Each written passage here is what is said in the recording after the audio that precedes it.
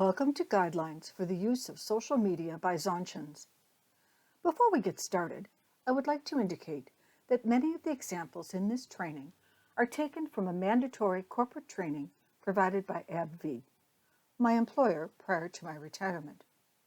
All employees were required to take this training annually.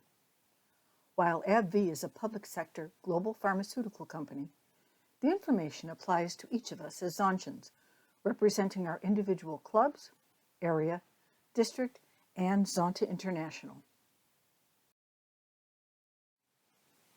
Let's get started by defining what we mean when we talk about social media and social media platforms.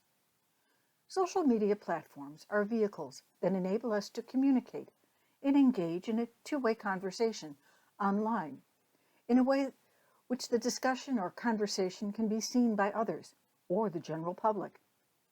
There are different types of platforms that vary by how they are used and the types of users or audience for which they are created. As you can see, we have the consumer networks, the earliest of which I'm sure you're familiar with is Facebook, followed by Instagram. Social messaging platforms such as Snapchat. Professional social networking platforms used to connect professionals and businesses, such as LinkedIn. Websites that have commenting functions, such as message boards or chat rooms. Blogs that include Twitter. Video social networks like YouTube, and so on. Some businesses also have their own internal business and social media platforms. So, what makes social media unique? How does it differ from email or other forms of communication?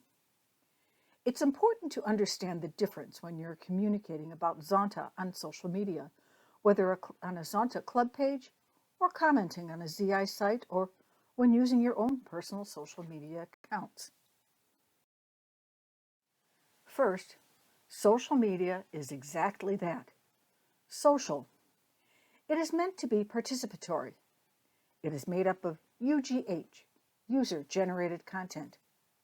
Similar in some ways to in-person conversations, where there is give and take. Social media allows you to share your thoughts and ideas, and allows your friends, and potentially strangers, to comment.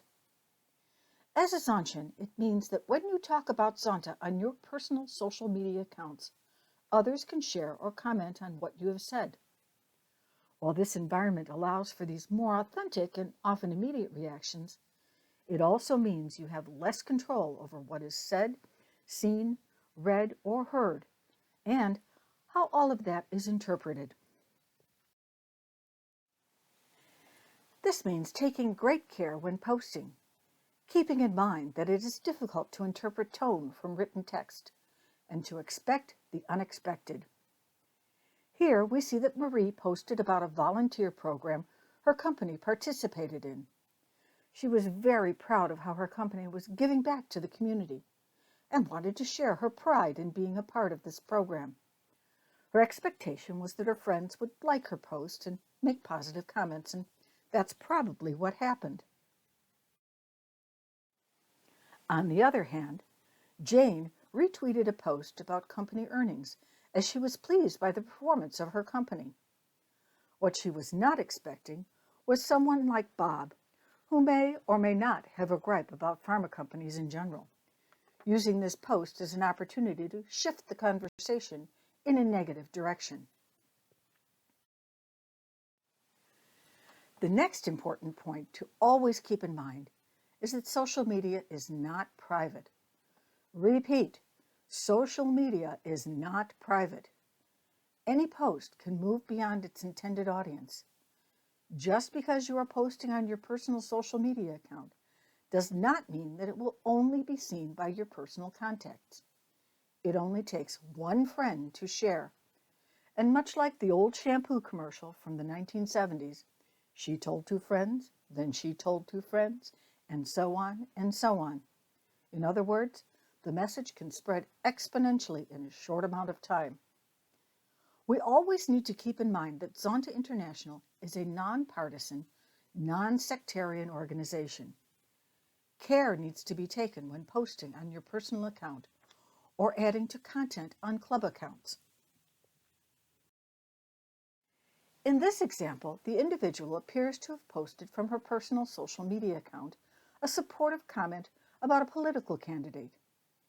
If you look closely, you will see the person has used a Zonta logo as their profile picture. This could give the appearance that Zonta was supportive of this candidate, in direct conflict with the nonpartisan standing of Zonta International. For this reason, you should not use Zonta logos as your profile picture, for the simple reason that when doing this, every post you write or comment on gives the appearance that the content or sentiment is sanctioned by Zonta, whether or not that was your intent. This next one is a biggie that many people either don't realize or forget. Social media is nearly permanent. Once you post it, you should assume that it will be out there and accessible forever. For that reason alone, we should use careful judgment when communicating on these platforms, both when posting or commenting on other posts. Along these same lines, even deleted posts can and do live on forever. Even if you post something and quickly delete it, chances are someone has seen it and potentially shared it.